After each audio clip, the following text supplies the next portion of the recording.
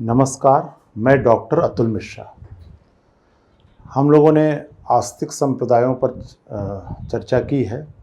आज हम आस्तिक संप्रदायों में महत्वपूर्ण संप्रदाय है न्याय दर्शन। यद्यपि न्याय और वैशेषिक दोनों को साथ जोड़कर देखा जाता है और इस संप्रदायों की खास बात यह है कि इन्होंने वेदों का खंडन नहीं किया है, वेदों के अस्तित्व को स्वीकार किया है। वेद उपनिषद की जो परंपरा चली आ रही थी, लेकिन बड़ा योगदान ये है कि इन्होंने उसके साथ मौलिक चिंतन भी दिया। वेद का अनुसरण करते हुए वेद की मान्यताओं का खंडन किए बिना इन्होंने मौलिक चिंतन किया है, क्योंकि ये वेद की सत्ता को स्वीकार करते हैं, उसकी प्रामाणिकता को स्वीकार करते हैं। इसलिए भारतीय दर्शन में इन्हें आस्तिक संप्रदायों के अंतर्गत रखा गया है। न्याय दर्शन का एक और महत्व है जो बाद में विकसित भी होता है कि महर्षि गौतम ने न्याय दर्शन का प्रतिपादन किया था। महर्षि गौतम इसके माने जाते हैं, लेकिन धीरे जब समय बीता तो न्याय दर्शन की जो शाखाओं का विकास हुआ या न्याय दर्शन के जो आचार्य थे उनको आवश्यकता महसूस हुई कि न्याय दर्शन में जो प्रमाण हैं उनको और बेहतर किया जाए।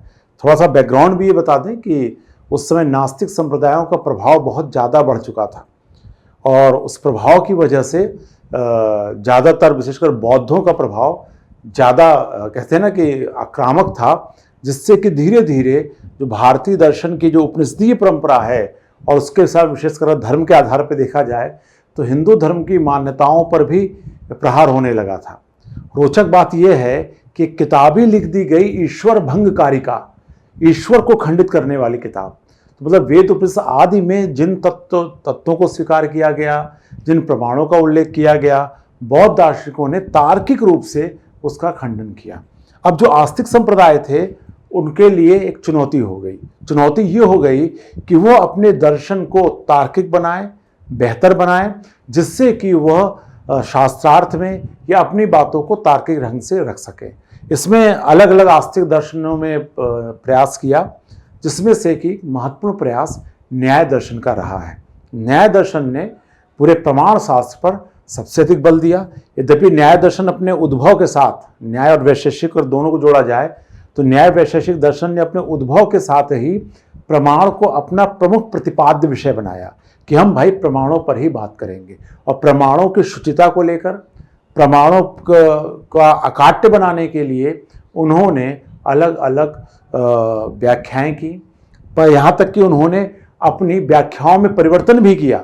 जैसे अगर आप प्रत्यक्ष का सामान्य परिभाषा ये होती है, अभी आगे हम लोग देखेंगे कि प्रतिगतम अक्षम प्रत्यक्षम, जो आँख से देखा जाए, इसके आगे बढ़ के परिभाषा है ही कि वस्तु हो, इंद्रियां, उसका सन्निकर्ष होने पर प्रत्यक्ष होता है। लेकिन आगे बढ़कर इन्होंने परिभाषा में और बदलाव किया। विषय की साक्षात प्रतीत को प्रत्यक्ष कहा गया, जिससे वो सक्षम हो सके उन प्रत्यक्षों की व्याख्या करने के लिए जो योगी जन को होता है। छोटा उदाहरण है, आगे हम लोग देखेंगे। न्याय दर्शन ने लगातार अपनी प्राण मीमांसा को बेहतर किया है, परिमार्जित किया है और उसके आधार पर वह एक समग्र और कहते हैं प्रतिष्ठित दार्शनिक संप्रदाय के तौर पर हमारे सामने आता है। आज अभी हम लोग इसको शुरुआत में देखें तो इसमें मुख्यतः हमें जो चर्चा करनी है वो पहला है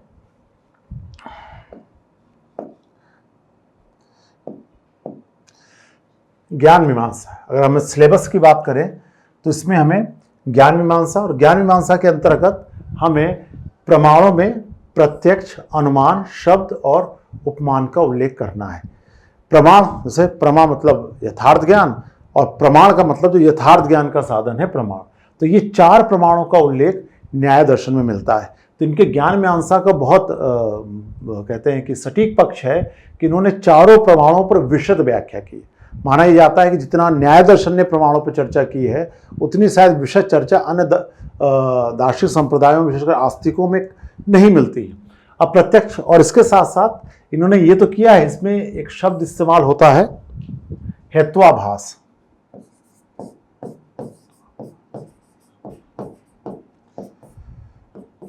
मतलब प्रमाणों के जिक्र करने के साथ अनुमान हेतु पर आधारित है। आगे हम लोग देखेंगे आधारित है। अगर हेतु में कोई समस्या आ जाए तो किस तरह का भ्रम पैदा होता है, या कहते हैं कि अप्रमाणता आती है, गलत ज्ञान होता है, इसका भी उन्होंने जिक्र किया है। तो हमें ज्ञान मीमांसा के अंतर्गत प्रत्यक्ष देखना है, अनुमान, शब्द और उपमान को हम लोग चर्चा करेंगे, आगे देखेंगे। इसके साथ साथ प्रमाण के अंतर्गत एक प्रश्न आता है, जिज्ञासा होती है, कोई भी ज्ञान हमारे सामने जब आता है तो उसकी प्रामाणिकता क्या है, वो सही है कि गलत, उसका प्रमाण का, जैसे प्रमाणवाद को भी जिक्र। तो न्याय दर्शन कहता है, हम लोग देखेंगे कि जैसे कोई कहे कि यह पेन है, तो क्या प्रमाण, क्या ये सही है कि नहीं है, ये पेन है कि नहीं है। तो इसके लिए दो मतलब, ज्ञान की प्रामाणिकता, कोई भी ज्ञान जब हमारे सामने उत्पन्न होता है तो उसकी प्रामाणिकता कहाँ से आती है, इसको लेकर डिस्कशन है, जिसको हम लोग ज्ञान मीमांसा देखेंगे। एक वर्ग कहता है कि स्वतः जब भी कोई ज्ञान हमारे सामने आता है तो स्वतः प्रमाणिक होता है, मीमांसा मानता है। न्याय दर्शन में उसकी प्रामाणिकता के लिए परता प्रमाण की बात की गई है कि कोई भी ज्ञान हमारे सामने आएगा तो वो सही है या गलत, उसका निर्धारण तुरंत नहीं होगा, बल्कि उसका निर्धारण कुछ समय अर्थक्रियावाद या फिर हम लोग देखें जब अपने कार्य करने में सफल होगा तो उसके आधार पर देख सकते हैं। तो न्याय दर्शन के न्याय वैशेषिक दर्शन के अंतर्गत हमें एक तो प्रमाणों को पढ़ना है, फिर प्रमाणवाद के तौर पे देखेंगे स्वतः और परता। इसको विस्तार से अभी मैं एक सिलेबस की एक आउटलाइन बना रहा हूं ताकि हमें एक जानकारी हो जाए कि हमें इस चैप्टर में न्याय वैशेषिक दर्शन में हमें किन किन चीज़ों पर उल्लेख करना है, और मुख्यतः ये न्याय दर्शन के ही हिस्सा है। फिर इसके बाद न्याय दर्शन के अंतर्गत कारणता भी जिक्र होता है। यद्यपि इसके पहले जब सांख्य दर्शन में हम लोगों ने इसको देखा था कि कार्य अपने कारण में, एक वर्ग कहता है सत होता है और दूसरे कहते हैं कार्य अपने कारण में असत होता है। तो ये सिद्धांत भी है, यहाँ पर विस्तार चर्चा होती है सत्कार्यवाद असत्कार्यवाद की। मुख्यतः यह सांख्य दर्शन जब हम लोग पढ़ते हैं तो सांख्य दार्शनिक सत्कार्यवादी हैं, ज़्यादातर वेदांत दर्शन सत्कार्यवादी है, लेकिन यहाँ पर न्याय दर्शन में हम लोग देखेंगे इन्हें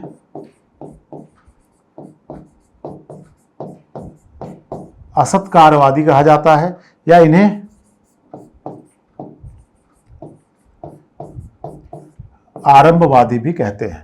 तो इस तरह न्याय दर्शन के अंतर्गत हमें इस पे भी चर्चा करनी है। कारणता सिद्धांत को लेकर, कारणता को लेकर दो ही मत हैं, सत्कार्यवाद असत्कार्यवाद, और पूरे भारतीय परंपरा में आपको एक कारणता का सिद्धांत मिलेगा। बौद्धों में प्रतिसुतपाद के आधार मिलेगा, यहाँ सत्कार्यवाद असत्कार्यवाद। तो हमें यहाँ पर न्याय दर्शन में आरंभवाद या असत्कारवाद को देखना होगा, जिसमें न्याय दर्शन बहुत तार्किक रूप से सिद्ध करेंगे कि कार्य अपने कारण में असत होता है। ये इनकी ज्ञान मीमांसा का हिस्सा है। अब देखिए तत्व मीमांसा में हमें क्या पढ़ना है।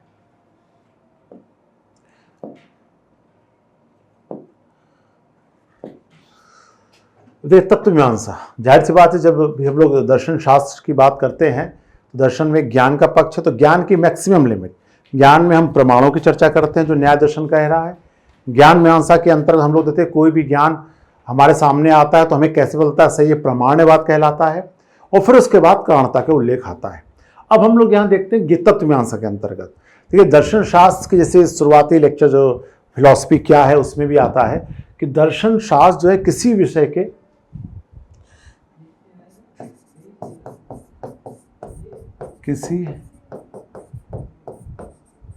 के मूल स्वरूप से संबंधित होता है। तो किसी विषय का जो मूल स्वरूप होगा, तो हम सृष्टि के मूल स्वरूप जो तत्व हैं, हम सभी तत्वों की व्याख्या नहीं कर रहे हैं, उनसे दर्शन शास्त्र दृश्यते इति दर्शनम, जैसे अगर इसको हम लोग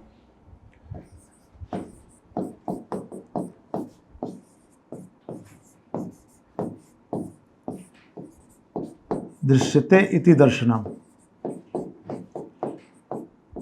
ठीक, तो दृश्यते इति दर्शनम मतलब जिसे देखा जाए, तो किसे देखा जाए, दर्शन शास्त्र में हम लोग उस विषय के मूल स्वरूप को देखते हैं, इसीलिए कहा जाता है दृश्यते दृश्य। तो मूल स्वरूप, तो हम तत्व की व्याख्या कर रहे हैं तो पूरी व्याख्या नहीं कर रहे कि हम हर तत्व की व्याख्या, हम उन तत्वों की व्याख्या करेंगे, उन मूल तत्वों की जिसके आधार पर हम जगत या सृष्टि की व्याख्या कर सकें, तत्वों की व्याख्या करो, समझा सकें कि पूरी सृष्टि में कौन से पदार्थ हैं, कौन से तत्व हैं, जिसके आधार पर हम इसको समझ सकते हैं, उसके विकास की व्याख्या कर सकते हैं।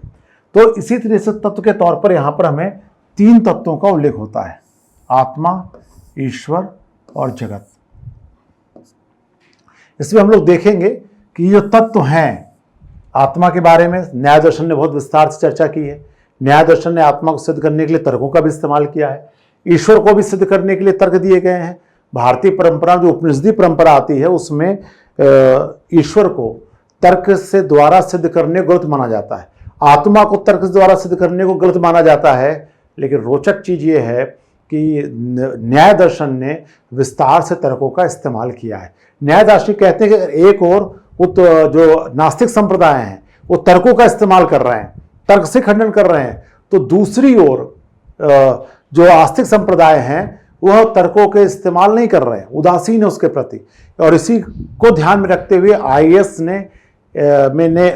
के पेपर एक सवाल पूछा गया था, जहां समस्त नास्तिक संप्रदाय ईश्वर के खंडन में एक मत हैं, वहीं आस्तिक संप्रदाय इसके प्रति उदासीन है। उदासीनता का मतलब देखिए, चरवाक, बौद्ध, जैन तीनों ईश्वर का खंडन कर रहे हैं। आप जो इंट्रोडक्टरी लेक्चर में आपने देखा होगा कि आस्तिक संप्रदायों में सांख्य दर्शन और मीमांसा दर्शन ईश्वर को मानता नहीं। एक तो आस्तिक संप्रदायों में नास्तिक सब खंडन कर रहे हैं और आस्तिकों में 2 मान नहीं रहे हैं। ले दे के कौन बचा? न्याय वैशेषिक दर्शन और वेदांत। वेदांत भी कहता है कि ईश्वर तर्क का विषय नहीं है, वो भी किनारे हट गया। अंतिम मोर्चा आता है न्याय दार्शनिकों के सामने। इसलिए न्याय दर्शन ने जो ईश्वर को सिद्ध करने के लिए इन्होंने तर्कों का इस्तेमाल किया है, और ये पूरे दर्शन की अमूल्य निधि माना जाता है कि भारतीय परंपरा में इतनी व्यवस्थित तरीके से ईश्वर को सिद्ध करने के प्रयास नहीं मिलते। फिर उसके बाद आता है हम लोग जगत कि संसार कैसे बना। ये हिस्सा मुख्यतः देखा जाए तो ये वैशेषिक दर्शन का है। आपके पाठ्यक्रम में वैशेषिक दर्शन से में पदार्थ और परमाणुवाद लिखना है। ये वैशेषिक दर्शन की जो खास बात ये थी कि इन्होंने सबसे पहले परमाणुओं का उल्लेख किया है। हजारों वर्षों पहले, मतलब कह सकते हैं भारत की धरती पर परमाणुवादी चिंतन आ चुका था। तो इसमें परमाणुओं की सबसे ज्यादा विशद विवेचना वैशेषिक दर्शन में मिलती है। और इसके साथ पदार्थों का विस्तृत, जितने तरह के मैक्सिमम पदार्थ होते हैं, यहाँ तक कि अभी आगे हम लोग जब पढ़ेंगे देखेंगे पद का अर्थ पदार्थ कहा गया, जिसको भी संबोधित किया जा सके, अभिव्यक्त किया जा सकते वो पदार्थ है। तो न्याय दर्शन सबसे विशद विवेचन पदार्थों का न्याय दर्शन में मिलता है, और इनका आधार परमाणुवाद है। तो परमाणु का उल्लेख और पदार्थों का उल्लेख करके फिर हम लोग देखेंगे जगत की प्रक्रिया,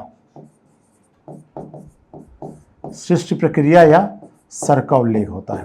तो यहां विस्तार से इन्होंने 7 पदार्थों, पहले 6 पदार्थ माने गए थे, बाद में 7 पदार्थ। पूरे भारतीय दर्शन में जितनी विस्तार से पदार्थों की चर्चा वैशेषिकों ने की है उतना कहीं और देखने को नहीं मिलता है।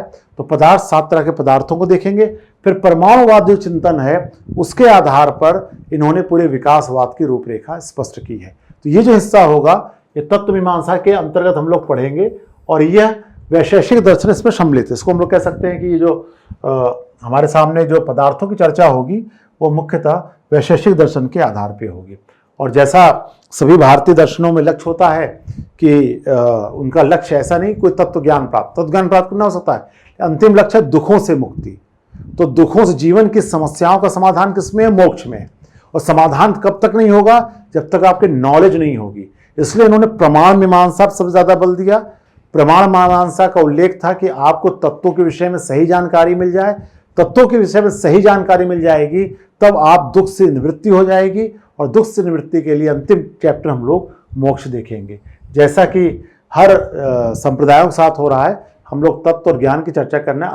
अंतिम जो हिस्सा है वो मोक्ष को देखेंगे, जिसमें ये मानते हैं कि आत्मा को मोक्ष मिल सकता है, वह जीव जो है वो मुक्त होकर स्वर्ग में जाता है। यद्यपि बाद में इसके हम लोग पक्ष और आलोचनाओं को देखेंगे। तो ये एक निश्चित पाठ्यक्रम था, रूपरेखा, जिसमें हमें विस्तार से तत्व, ज्ञान और आचार में जो 3 पार्ट मुख्यतः दर्शन के माने जाते हैं, सत्ता के दृष्टिकोण से, ज्ञान के दृष्टिकोण से और आचरण के दृष्टिकोण से जीवन से जुड़े मूलभूत प्रश्नों की चर्चा यहाँ को होगी।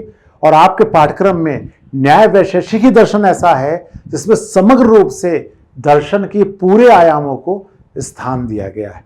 तो एक तो ये सामान्य परिचर्चा हुई। अब हम लोग अगले में आते हैं उनकी ज्ञान मीमांसा, और ज्ञान मीमांसा में हम लोग देखेंगे प्रत्यक्ष को। ठीक, तो ये प्रत्यक्ष प्रमाण के तौर पर पहला टॉपिक होगा।